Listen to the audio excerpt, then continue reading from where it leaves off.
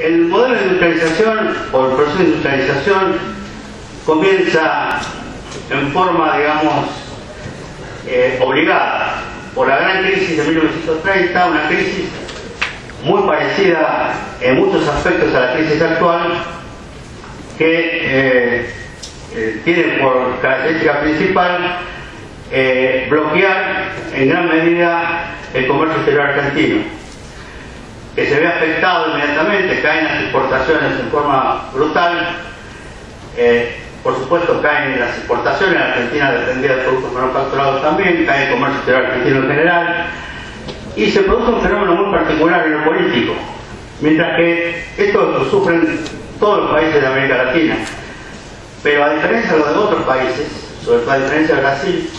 en donde en 1930 se produce una revolución que trae la transformación política al país, en donde sube el poder Getúlio Vargas, detrás del cual hay una coalición que conforma una nueva burguesía nacional. En Argentina, en 1930, se produce el retorno de la vieja oligarquía, el retorno del régimen conservador que había abandonado el poder en 1916, después de los gobiernos radicales de Hipólito Yrigoyen y Marcelo Tedalía. Estos gobiernos conservadores, obviamente, lo que quieren es conservar esencialmente sus intereses y sobre todo las riquezas agropecuarias, pero para eso necesitan establecer controles que van contra sus propias ideas liberales, y los establecen sin ningún prurito. En primer lugar, elevan los aranceles fuertemente, hacen políticas proteccionistas. En segundo lugar, un hecho totalmente irreverente, ya no es la convertibilidad o la caja de conversión como existía antes, sino que directamente establecen un sistema de control de cambios por el cual tipifican el tipo de productos que se pueden importar en Argentina de manera estableciendo escalas, productos esenciales, productos menos esenciales, productos prescindibles, etcétera, etcétera. O sea, una política de intervencionismo de Estado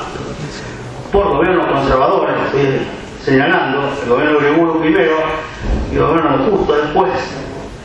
Una política que crea una serie de juntas reguladoras, la Junta Reguladora de Granos y la Junta Nacional de Carne se crea en aquella época,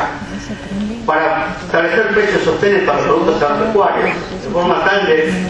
pagarle a los sectores agropecuarios aquello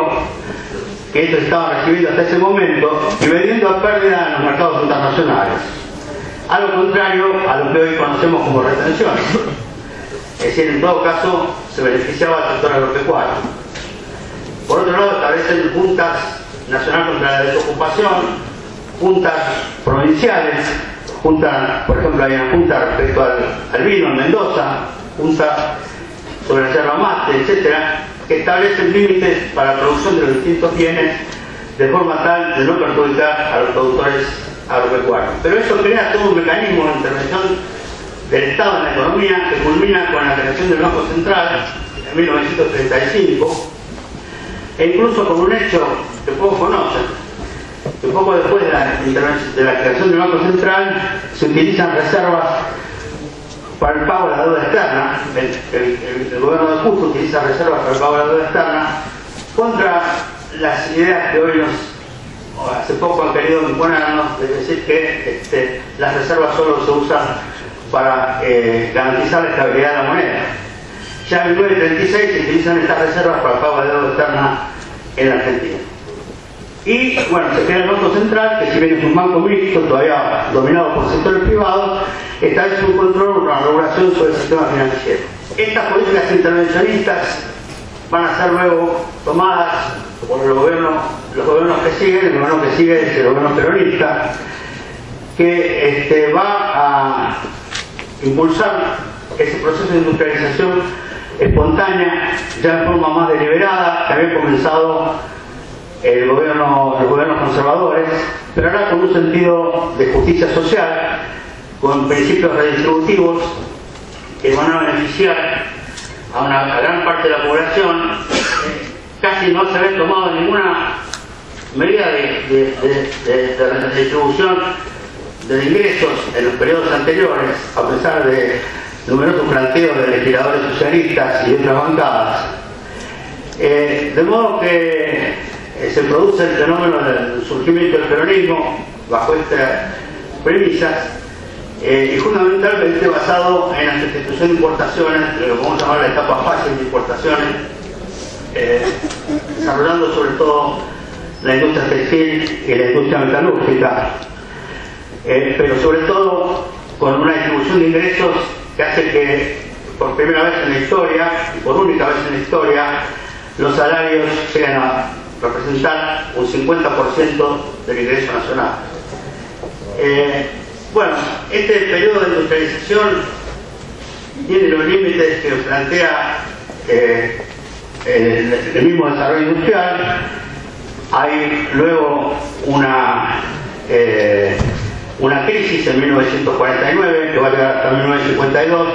Comienzan los periodos, los ciclos de industrialización, los ciclos de industrialización de Stop and Go, ¿no es cierto? La primera gran crisis es la de 1949-52, que en este caso es más larga, porque se agrava por dos sequías sucesivas, en 1951 y 1952, que limitan la oferta agropecuaria. En general, una vez caído el peronismo, fundamentalmente lo que se produce es que cuando hay procesos de déficit en la balanza comercial como consecuencia del desarrollo industrial, por la necesidad de importar bienes industriales, lo que se produce es entonces no una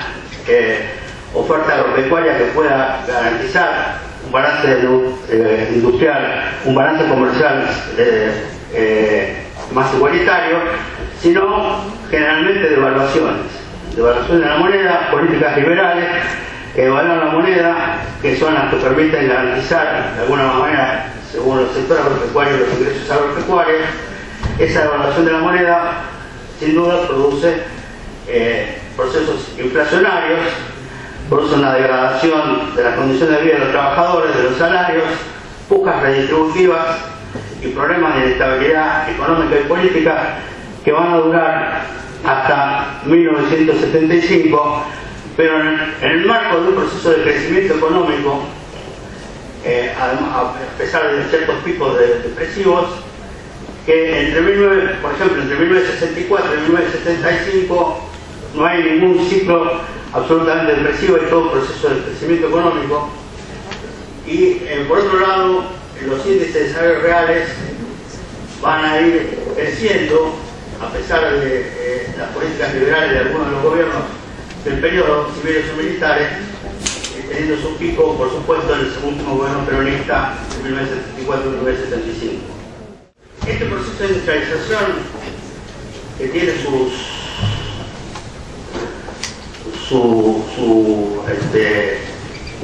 un desarrollo económico mucho más importante que el periodo agropecuario, vamos a hablarlo después,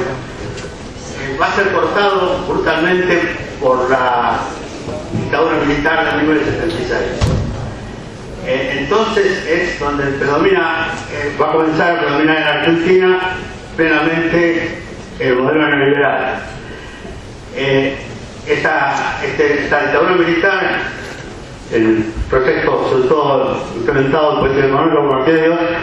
tiene dos aspectos. Un aspecto, volver a reprimarizar la economía argentina y industrializarla, es el primer aspecto. El segundo es el aspecto financiero, es el colocar a Argentina dentro de los circuitos internacionales de crédito, fomentados sobre todo por las políticas del Fondo Monetario Internacional, y esto tiene que ver con la crisis económica mundial que se desarrolla, que estalla en 1971 con la crisis del dólar y luego con la crisis del petróleo en 1973, que hace que frente a la incapacidad de los capitales en los países más ricos de tener excedentes rentables, esos excedentes se trasladen hacia países como los nuestros, los países periféricos, y a través de estas políticas neoliberales que garantizan de alguna manera el tipo de cambio y tienen altos procesos inflacionarios, obtienen grandes ganancias. El objetivo inicial de Martínez de Oz fue el combatir la inflación. Bueno, quiero señalarles que el gobierno militar entra con una inflación después de Rodrigazo de cerca del 400%, y deja al país con una inflación del 330%. Estamos hablando de inflaciones en serio, ¿no es cierto? Son casi hiperinflaciones, no son hiperinflaciones, pero son casi hiperinflaciones. Durante todo el periodo de la dictadura militar, la inflación no baja del 100 al 150%. De modo tal que ese objetivo no se cumple, por el contrario se establece una ley de entidades financieras que favorece el sector financiero y bancario, por otro lado la ley de inversiones extranjeras y de regulación financiera que también favorece a esos sectores, la apertura absoluta de la cuenta de capitales, y el país entra en una situación económica realmente desastrosa que se muestra en este cuadro entre 1975 y 1983, donde prácticamente se observa que no hay ningún crecimiento del Producto Bruto Interno, ¿no? Desde el principio al fin hay que decir, crece algunos años, decrece otros, pero entre el principio del primer año, 1975 y 1983, el país no tiene ningún tipo de crecimiento económico. Por otro lado, el otro fenómeno extraordinario que ocurre es que mientras que el proceso de industrialización se había realizado, sobre todo con inversiones externas directas, el proceso que le sucede, es decir, la dictadura militar y el neoliberalismo, se hace con endeudamiento externo, fundamentalmente a partir del Estado, en un endeudamiento que era de 8.000 millones de dólares en 1975 y pasa a multiplicarse 45.000 millones de dólares en 1983, ¿no es cierto? Bueno, las reservas, hoy que hablamos de reservas de 50.000 millones de dólares, vemos que las reservas caen prácticamente en todo este periodo, mientras que una cosa curiosa, el gasto público en un gobierno de concepción liberal es cada vez más creciente, aumenta, evidentemente por los gastos militares,